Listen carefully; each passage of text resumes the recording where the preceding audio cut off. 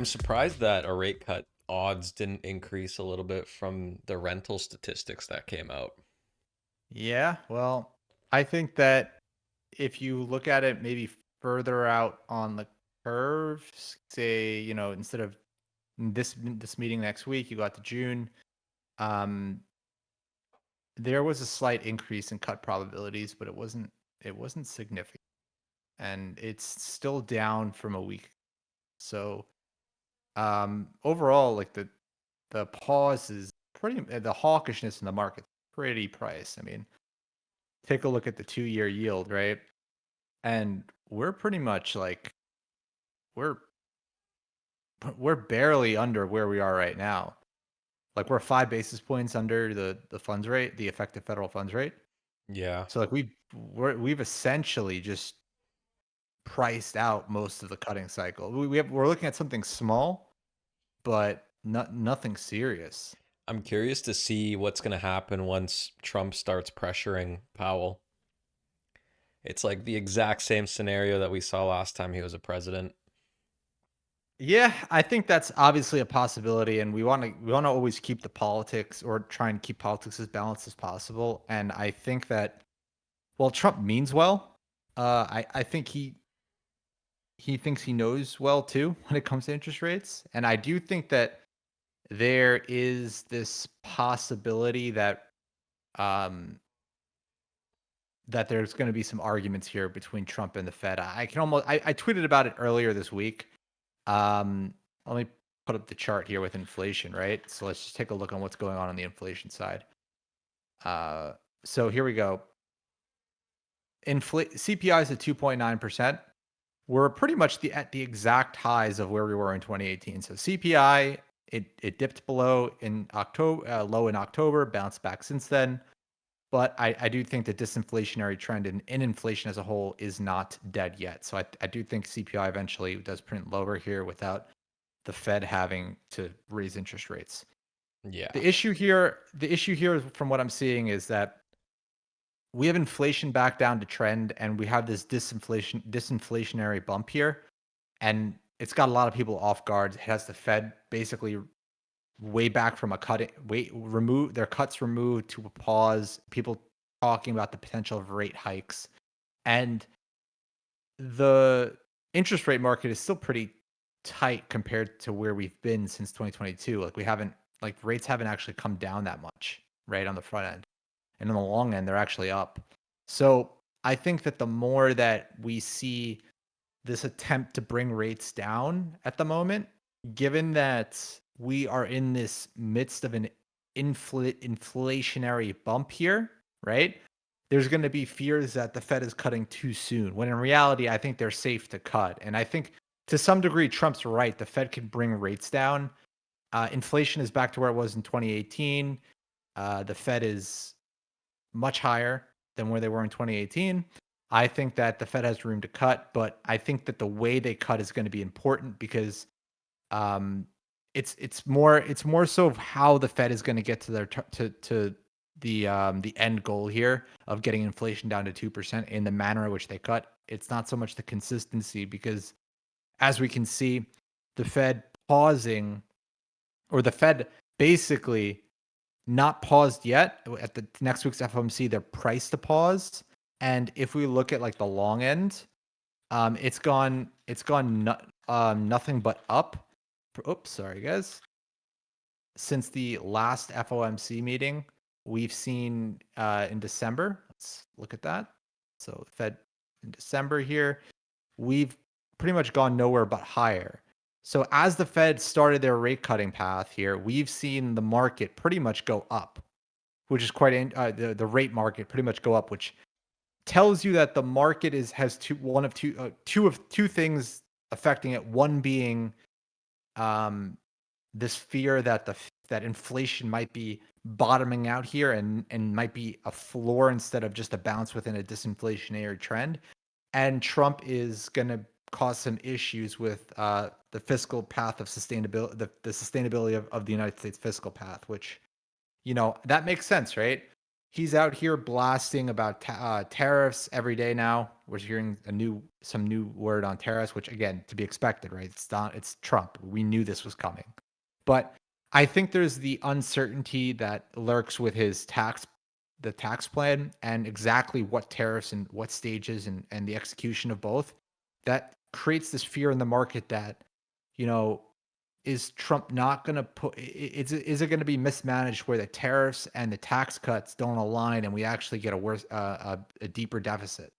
And I think that's what the bond market is and pretty much shocked for since on the second leg of this move higher after Trump won the election. You saw the dump after he won, and then just a rip roar higher. And Yeah. in my opinion, this wasn't inflation related.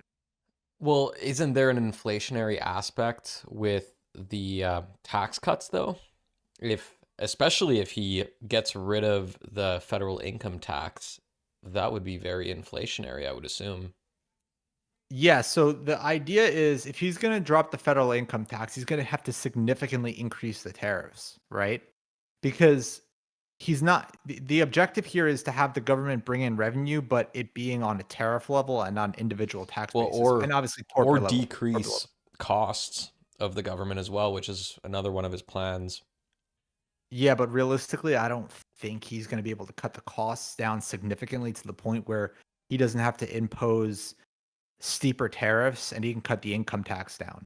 Like, I think it's kind of like one hand washes the other. For him to wipe out the income tax, he's going to have to drastically increase the tariffs. And like, tariffs are interesting because a lot of people, I think, mistake the tariffs are essentially an inflation spark, but they're not a persistent pressure. So it does make sense to see like a lot of people trying to front run the tariffs the last couple of months as Trump's odds rose and as he became president. And that is somewhat of an inflationary pressure in the market. But I don't think that when you analyze tariffs as a whole, you see like when you look at the bigger picture, you're going to realize that the price increases are temporary. But when you look at it from a growth perspective, the bar is much higher for growth now to basically, to keep it at the same rate because now you have an increased bar in the economy if it's the import costs of your goods or if it's your goods or materials that you're importing, right? So though that bar is raised, so like no matter what has to happen, you raise the prices here, but like your competition is almost eliminating foreign competition by doing this, right? So sometimes foreign competition is needed for growth.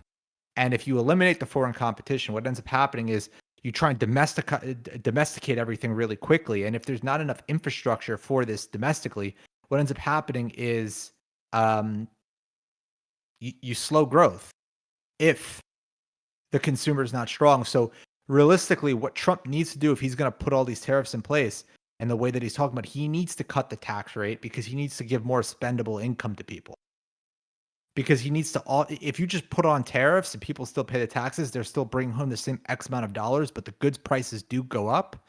But to offset the increase in prices with continued growth, you're going to need to have those people essentially have more spending money, which means you're going to need the tax cuts to offset that to stabilize the growth component.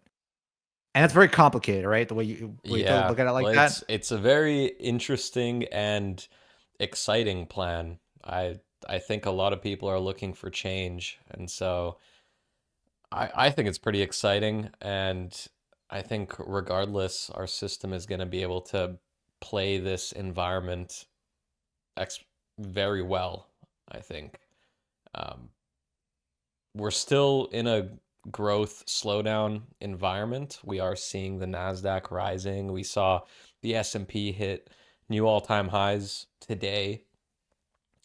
So that's a good sign on the growth front, but we're still picking up that slowdown environment with our system. So slowdown doesn't mean that equities don't move up. Actually, it just means equities have higher risk of chop and pull up the utilities ratio. Let's see what that looks like. So we've been pretty adamant about utilities lately. We're not quite seeing the move that we've been expecting so far. We had a little bit of a pullback today in XLU. Here's what's very interesting about the XLU, right? So I made a couple posts about this, and I've been kind of vocal about XLU, but I'm not. I don't want to say I'm not sold. I do think XLU does work, but I need a little bit more confirmation from our from our internals to really get me 100% convicted on the XLU trade. Now, what I have to say about this is is interesting here, right? Because I think that utilities as a whole are pretty much a an annoying sector, right? Like you're tied to interest rates. You have a lot of um issues that could happen, like environmental issues that could really affect your position. Like for example, the I think that a reason that utilities haven't done as well into the start of the year, um, one of them being the California wildfires. I think that everyone's been on edge that there might be some lawsuits that come out. I mean, we have a great stain in the market from PCG many years ago, so there's a lot of like issues that utilities can carry, and they're not the sexiest things. Like if you tell your bros you're long utilities, they're gonna think you're kind of you're a little loose in the head. Yeah. They're like, why are you long That's so utilities, true. right? um, and I think that utilities make a good play in the right environments, but they're not my favorite play. I think that's the best way to put it. And I think honestly, nobody cares enough about them that when the plays happen, they happen very quickly. Like look at XLU at the beginning of the year, like into the summer, right? Like this thing goes vertical, just up, literally up only, and like everybody's caught off guard. Now you have the consolidation period here, and I think we could see like a break higher and a run higher. And my thesis for this is number one, the slowdown. But we need again some more confirming points on our back end systems to align with me being fully committed to this. But at the moment, I do think that there's a good potential we see that, and XLU does become the play. And one of the tailwinds being interest rates, right? Like if we indeed are in a hawkish position in the market where the Fed does end up, lowering rates, all it's going to take realistically from here, as we discussed earlier, is we have inflation at 2.9%. We're in 2018 era ranges. All it's going to take is 1 to 2 down prints in CPI, and it's game on. You're going to see cuts back come back onto the table. You'll see the 2-year yield again head back down to 4%, possibly lower, right? And I think that in that environment, you're going to see like defensive sectors, given that you're still in a slowdown when this happens, outperform. And the two defensive sectors that we like the most are healthcare and utilities. But right now, I think based on the price action, utilities look the best. And Could healthcare healthcare has be? the whole RFK Jr. looming over it, which is not Yeah, yeah. ideal. I mean, look, it's not ideal, but I think that's why a lot of damage has happened since Trump won, right? Like literally, this got hit so much harder. Like if we look at it from a defensive, look at it from a defensive view, right? And let's go back 3 months, right, on everything here. And let's just take a look. So bonds are down 4% over the last 3 months. Healthcare is down 3.9%.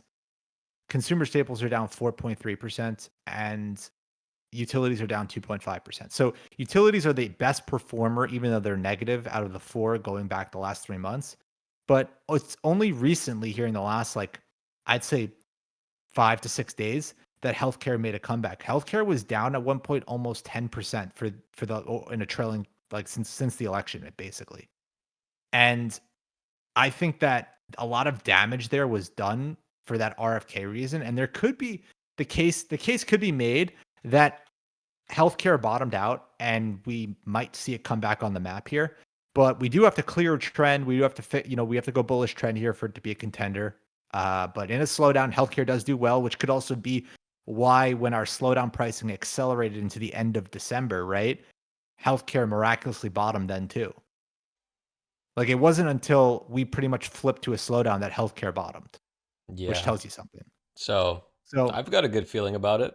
I think yeah, being long healthcare and utilities, avoiding bonds for now seems like a very smart and tactical play.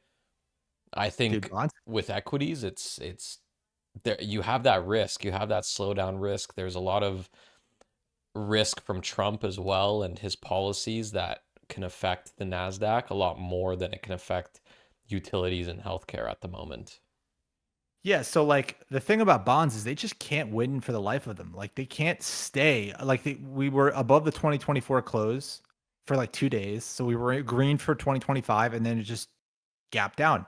And I think that Trump is Trump. I think to your point, like Trump's policies, I think Trump is ultimately as a whole, he is bond and stock positive because he's an advocate for lower interest rates and growth, right? That's bullish for bonds, that's bullish for stocks. But I think given the predicament of the administration that or I shouldn't say the economy that he's stepping into, being so inflation sensitive from the last couple of years and being so Fed sensitive, right? Given like being so hyper focused on the cuts, the hikes, and whatnot, I think that Trump's actually going to be more influential to equities than he will to interest rates because I mean, you have Powell coming in on his last leg here of Fed chairman, right? Like he's not going to ruin his legacy by basically being the Fed chairman to destroy the Fed's quote unquote independence or whatever they have left of it, right? Like he's not going to be the guy that's going to just like take Trump's phone call and do whatever he says at this point in his career. So I don't think like Trump's going to be able to. He's going to be loud about it, but I don't know if he's going to actually be able to get the Fed to move on it. And I think that that is probably a good space to take the Trump conversation going forward because he's going to be an advocate for growth, tax cuts and whatnot. So he's going to be good for equities long term. But just like 2017, the 2017 era, you can see that short term he's very volatile. The tariff headlines they tank the market sometimes for a couple of days, sometimes for a couple of weeks. But ultimately, Trump's presidency, up until before we even got into COVID, resolved higher, right? So equity markets, I mean, resolved higher. So I do think that Trump's bullish for equities overall, if and his plans are pro business. The problem is the period at which they're executed and then the period at which they're realized. There's a gap, and I think when the execution announcements are made, it's kind of bearish for equities. And then as it comes to fruition, the market picks up on it and is like, okay, it's not that bad. And I think that's what we're going to have to deal with for the next 4 years, unless the markets drastically change. We already started to see that. Um, you know, Coming into Well, the election, like if we look at the cues, right? As Trump was elected, um, we saw, or the inauguration, as inauguration the date accelerated, there was some fears about tariffs, right? And there was some fears about like Trump's tax plans and whatnot, and the market was kind of selling off all the way up until the inauguration day, which we on inauguration day, um, or post inauguration day, we kind of started this gap and run. And I yeah. think that what happened here is Trump laid out a tax plan, and we kind of saw it get walked back because equity markets weren't liking it too much. And Trump's a populist, right? So he wants the stock market higher. He wants everyone to love America. He wants to win. So if his plans drastically hurt the market, I think that he'll walk them back before he even puts them in place. Like it's kind of like he throws the bait out there, see how it like formulates. If it's good, he starts executing. If not, he dumbs it down a little bit, tries it again, and then goes on with it, right? Like I think that's how he was his first term and how he's going to be this term. And given we're in a growth slowdown right now, I think that's where the issue that we're going to run into because tariffs are a hindrance to growth. And if we don't have that growth sustain, what's going to happen is you're going to have these growth scares, which I don't know how Trump is going to deal with that in real time. Yeah. Well, it's very interesting too seeing what happened with Bitcoin today when he announced that he's going to have an American strategic reserve for cryptocurrencies.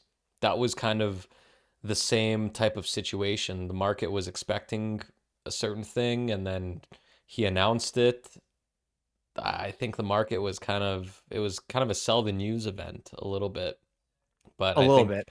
I think the market's just not realizing that or maybe it is realizing that um, there's more steps to it. It's not just an executive order and then you get to it. It's got to go through further approvals before that gets approved. So I think once that gets fully approved and they actually start buying cryptocurrencies, that's when we're going to see that effect bleed into Bitcoin. I think for now it was very much a lot of anticipation and kind of a sell the news event.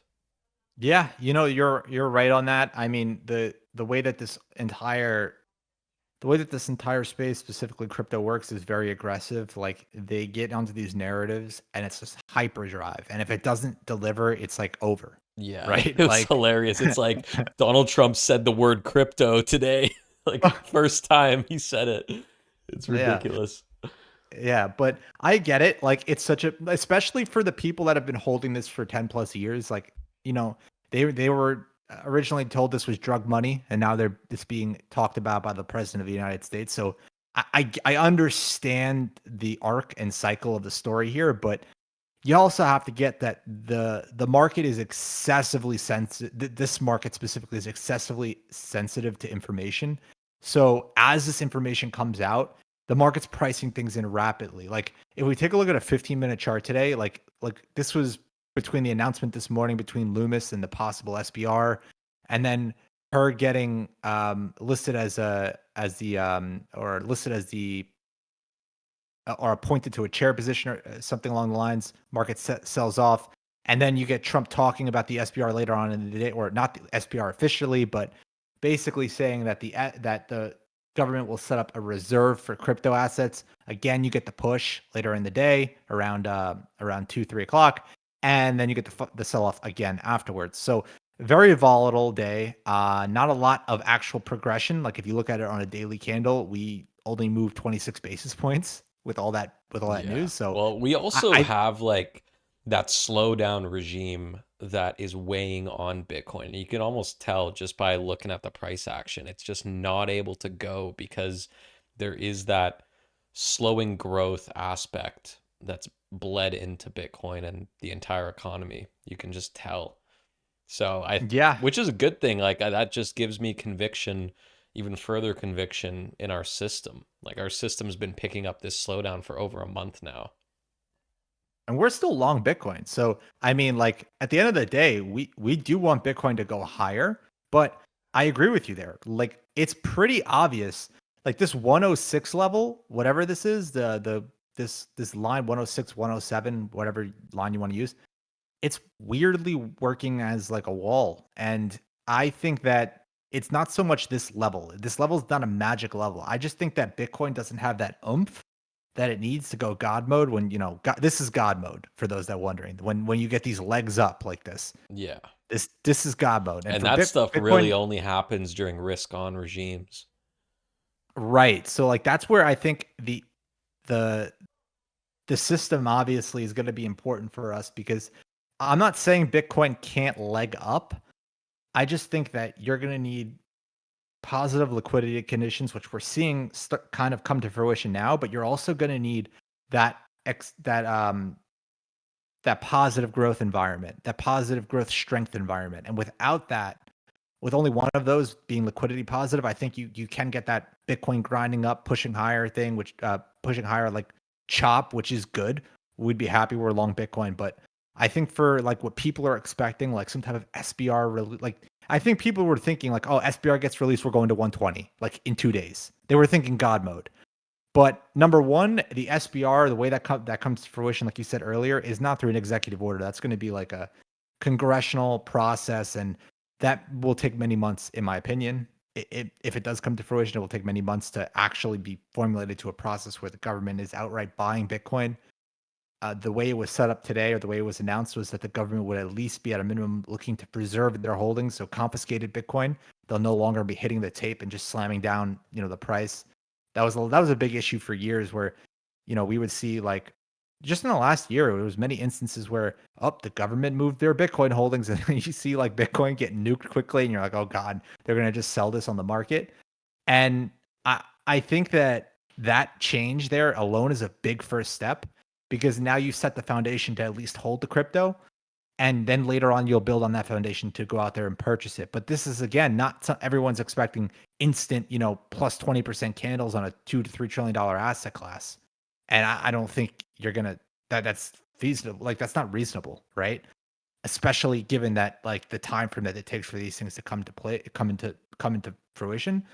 So I think that for us, the way we're looking at this right now, XLU does look the best from an equities perspective. We're long Bitcoin. We do think Bitcoin can trend higher unless, the growth really falls out of risk. Unless growth really falls below the slowdown phase and goes into risk off on our regime map. We think Bitcoin should do well. And utilities, I think there's a shot the utilities provide some solid alpha over the next quarter. But the question is here is the key question. We need to see utilities form that bullish trend and really start legging up. But if they do, I think we can take out this downtrend and possibly do a little put a little run in here and surprise everyone with some utilities alpha, and then hopefully the slowdown ends and we can get right back into risk on, right? Like, that's our favorite regime anyways. This is all noise. Like, we want to be in risk on. Yeah, risk on is ideal. Risk on is the most easy money you can possibly make. Yeah. But I think that's where we'll wrap it up this week, guys. If you have any questions, feel free to reach out to us on X at the Market Radar or go to our website at market-radar.com.